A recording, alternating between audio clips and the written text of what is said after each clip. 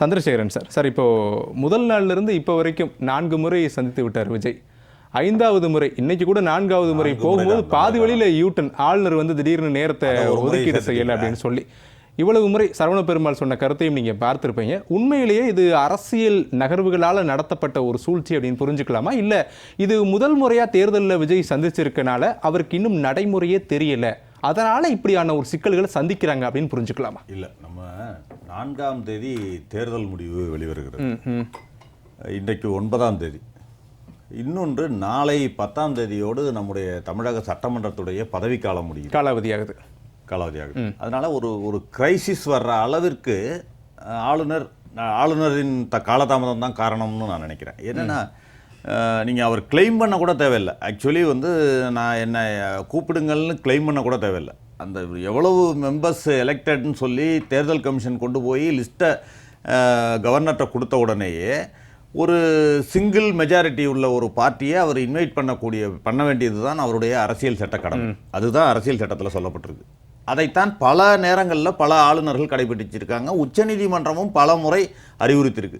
நீங்கள் பொம்மை வழக்காக இருக்கட்டும், அல்லது இப்பொழுது நீங்கள் வாஜ்பாய் அவர்களை கூப்பிட்ட நடைமுறையாக இருக்கட்டும், எடியூரப்பாவை அழைத்த நடைமுறையாக இருக்கட்டும். எடியூரப்பா பார்த்தீங்கன்னா இதே இல்லை, மெஜாரிட்டியே இல்லை, தெரிஞ்சுது, நேரடியாகவே தெரிந்தது. ஆனால் அவசரமாக கூப்பிட்டு அவரை பதவியேற்க வைத்தார்கள். அதே போல் இரவு 12 மணி 1 மணிக்கு ஃபட்னாவிஸை மகாராஷ்டிராவில் கவர்னர் உட்கார்ந்து பதவியேற்று வச்சார். அது தெரியும் இல்லைன்னு ஒரு பிரேக்அவே குரூப் வருது.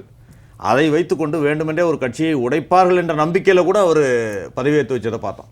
ஆனால் இங்கு நடந்தது என்ன அப்படின்னு சொன்னால், காங்கிரஸ் கட்சியின் ஆதரவை விஜய் கோரிவிட்டார் என்ற ஒரே காரணத்திற்காக அவரை அலைக்கழித்து அதை வந்து வெளிப்படையாகவே பாஜக தெரிவிச்சு அவர் PL சந்தோஷ் அவர் முகநூலில் பதிவிடுறார்.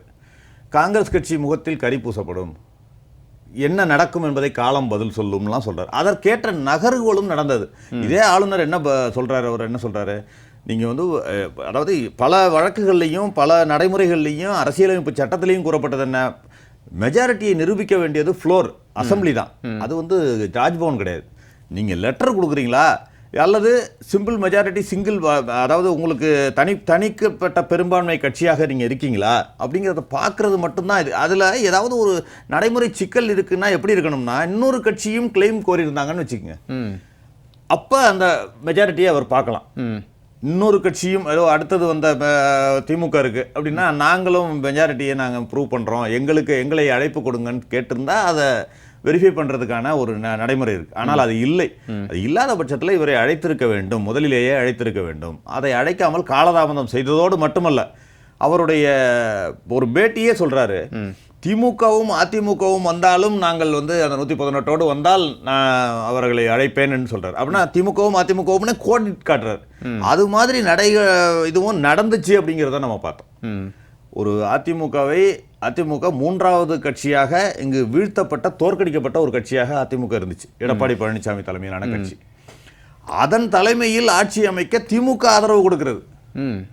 அந்த அளவிற்கு சென்ற ஒரு திமுகவும் சென்றதுன்றதை பார்த்தோம். ஒரு அதிமுகவை எந்த அளவுக்கு விமர்சனம் பண்ணாங்க, எடப்பாடி பழனிசாமியை எந்த அளவுக்கு விமர்சனம் பண்ணாங்க, இன்னும் என்டிஏலேருந்தே வெளியில் வரல. பாஜகவை எதிர்க்கிறேன் என்று ஆல் இந்தியா லெவலில், அகில இந்திய அளவில் பாஜகவை எதிர்க்கக்கூடிய கட்சி என்று சொல்லுகின்ற திமுக, அதிமுக தலைமையில் எடப்பாடி பழனிசாமி தலைமையில் கூட ஆட்சி அமைக்க தயாராக இருந்ததை நம்ம பார்த்தோம். அதை வந்து நான் சொல்லலை, கம்யூனிஸ்ட் கட்சியின் மார்க்சிஸ்ட் கம்யூனிஸ்ட் கட்சியின் பொதுச் செயலாளர், அகில இந்திய பொதுச் செயலாளரே சொல்றார், எங்களை வந்து இது மாதிரி சொன்னாரு, நாங்கள் we rejected that proposal அப்படின்றார், நாங்கள் அதை ஏற்றுக்கொள்ளவில்லை அப்படிங்கிறார். ஆக விஜய் அவர்கள் வரக்கூடாது என்ற முடிவில் இந்த 2 கட்சியும் ஒன்றாக இருந்தார்கள் என்பதை நம்ம பார்க்க முடியும். ஆனால் ஆளுநர் சொல்லக்கூடிய இன்னொரு முக்கியமான கருத்து, நான் ஒருவேளை பெரும்பான்மை இல்லாத ஒரு கட்சிக்கு நான் பதவி பிரமாணம் செய்து வைத்து விட்டால் அது குதிரை பேரத்துக்கு வழிவகுத்து விடும், அதை நானே எப்படி அனுமதிக்க முடியும், அதை அனுமதிக்க கூடாது என்பதற்காகத்தான் பெரும்பான்மையோடு வாங்க அப்படின்னு நான் சொன்னேன்னு சொல்லி ஆளுநர் மாளிகை விளக்கங்களும் கொடுத்தாங்க. ஆளுநர் மாளிகை சொல்லக்கூடிய ஸ்டேட்மெண்ட்டும் ஒரு விதத்தில் சரிதானே? சரி, இப்போ காலதாமதமானதும் என்ன காரணமாச்சு, அதுவும் குதிரை பேரத்துக்கு தானே வழிவகுக்கும். நீங்க காலதாமதம் இழுப்பதும் குதிரை பேரத்துக்கு தானே வழிவகுக்கும்.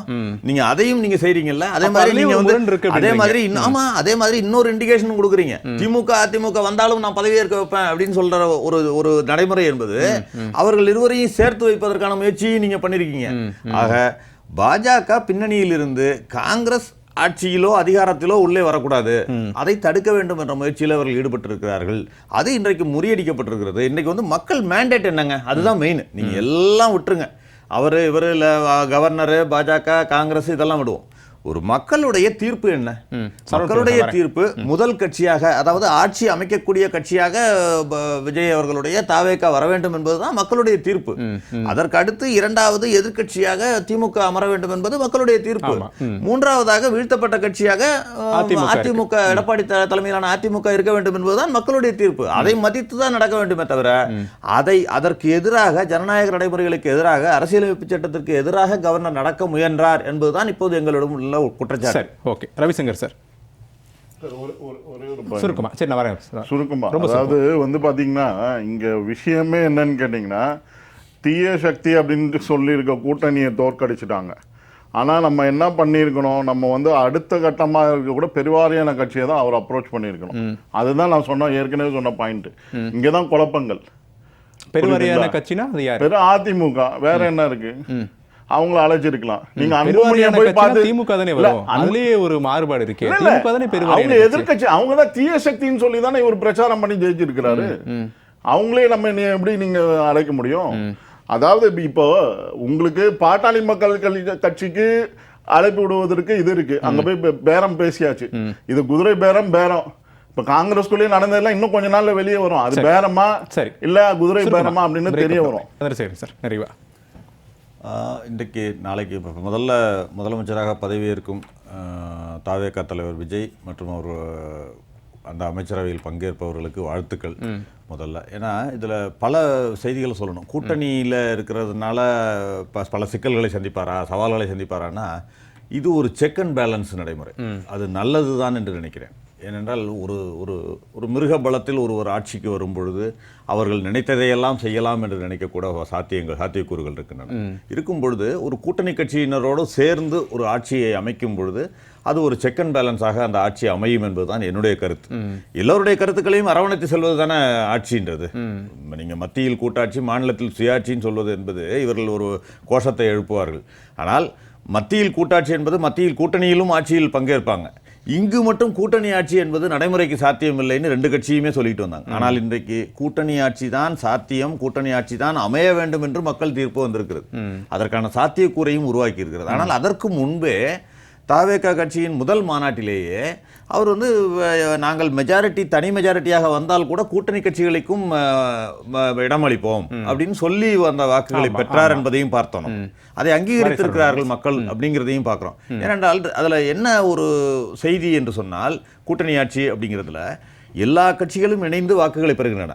ப்ரீபோல் அலையன்ஸ் சொல்றதுல அந்த கட்சிக்கு ஒரு 5% இருக்கலாம், 2% இருக்கலாம், 20% இருக்கலாம். ஆனால் எல்லா கட்சியும் இணைந்து அந்த வாக்குகளை பெற்று ஆட்சி அமைக்கும் பொழுது ஒரு கட்சி மட்டும் அந்த ஆட்சி அதிகாரத்தில் அமர்வதும் மற்ற கட்சிகள் வந்து வெளியில் இருந்து பார்த்து கொண்டிருப்பதும் வந்து சரியான நடைமுறை அல்ல.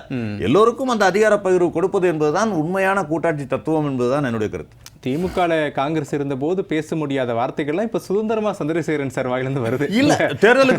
தேர்தலுக்கு முன்பே கூட ஆட்சி அதிகாரத்தில் பங்கு வேண்டும் என்ற குரலை காங்கிரஸ் கட்சி எழுப்பினதையும் பார்த்தோம். ஆனால் அவர்கள் அதை நிராகரித்தார்கள். ஆனாலும் அந்த கூட்டணியில் தொடர்ந்தோம் என்பதுதான்